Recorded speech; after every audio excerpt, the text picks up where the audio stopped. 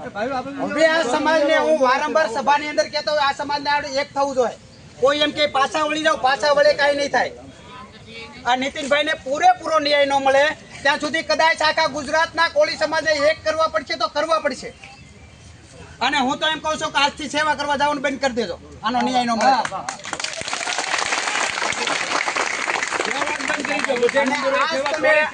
આજ તાળી પાડો છો ને, આજ તાળી એ અત્યાર સુધી આપણે બધાની પાછળ તાળીઓ પાડવામાં જ છે. વાહે બેઠીને તાળીઓ જ પાડીએ છીએ. અને બને ને ત્યાં સુધી આપણે બેસો, બેહવાની જગ્યા અહીંયા મેં મળી અને આપણે કંઈક આખો પ્લાન કરીને જ આપણે આગળ હાલવાનું છે. બરોબર છે?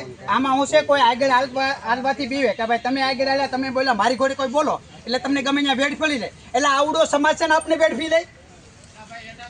બરોબર? એટલે હું એમ કહું બગદાણામાં આજથી સેવા નથી કરવા દેવી, આની ન્યાય ન મળે તો.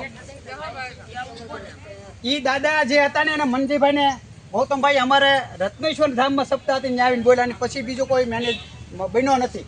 અને એમને બી એ લોકો બીજા સમાજને બનાવી નાખે. અને મને જ ખબર છે કે આ લડતા જે તમે બધા ભેગા થયા 5 દી પછી ઓલવાઈ જાય તો હું ભાઈ આપણો સમાજ આ ગુજરાતની અંદર ઓછો છે. એટલે આપણે બીજાની સહન શક્તિ જ કરવાની છે, બીજાની હાટું તાળીઓ જ પાડવાની છે. હું દરેકને કહું છું કે આજ સમાજને એક થવું પડે ને આજ છે ને કદાચ બધું જાતું કરી દેવું પડે, કરવું પડે. આ સમાજ છે ને જેમને સીટ ઉપર બેહાડવો ને આ સમાજ બેહાડી શકે.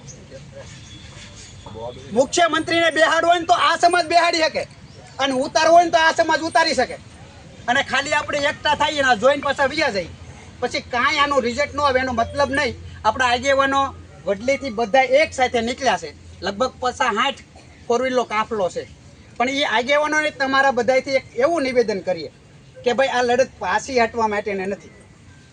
બરોબર છે? કદાચ મત માટે મતતા હોય ને તો મતદાર તો આ કોળી સમાજ જોડું મતદાન કોઈનું છે જ નહીં. અમે કદાચ અમારા આગેવાન ગમે એવાને જીતાડવું છે, ધારાસભ્યને જીતાડવું છે તો અમે જીતાડી દઈશું, પણ આનો ન્યાય જોવે. હવે તમે વિચારો કે બગદાણામાં આપણા કોળી સમાજનો સરપંચ હોય અને સરપંચ ઉપર જ આવો હુમલો થાય તો આપણે કોણ? આપણે યારે હું શું વાર લાગે? જે મેન આરોપી હતા એનું નામ ન હોય, બોલો બાકાત થઈ ગયું. ડીએસપી થી માંડીને બધા બાકાત જ કર્યું ને. કોણ આરોપી છે? રેકોર્ડિંગ તમે બધાય સાંભળ્યા છે, બધાય રેકોર્ડિંગ સાંભળ્યા છે. ભાઈ જયરાજભાઈ વાત કરે કે બધાય વાત કરે તો એ લોકોને કેમ ન લીધા ને અહીંથી ડાયવર્ટ કેમ કેસ કેમ આખો ડાયવર્ટ બદલી ગયો? એટલે કેસ બદલવાને દો, જે મેન આરોપી છે ને બહાર આવવો જોઈએ. અને ન આવે ને તો આપણે કાઢી જવાની તેવડ છે, કાઢી આવી. અને હું ચોખ્ખું કહું છું તમને, આ પાછી હટ નહીં કરતા. એક આખા ગુજરાતના કોળી સમાજ એક કરો જ કરી નાખ. અમથા તમે જય જય કોળી સમાજ કરો, માધાતાના દીકરા એવું કરો.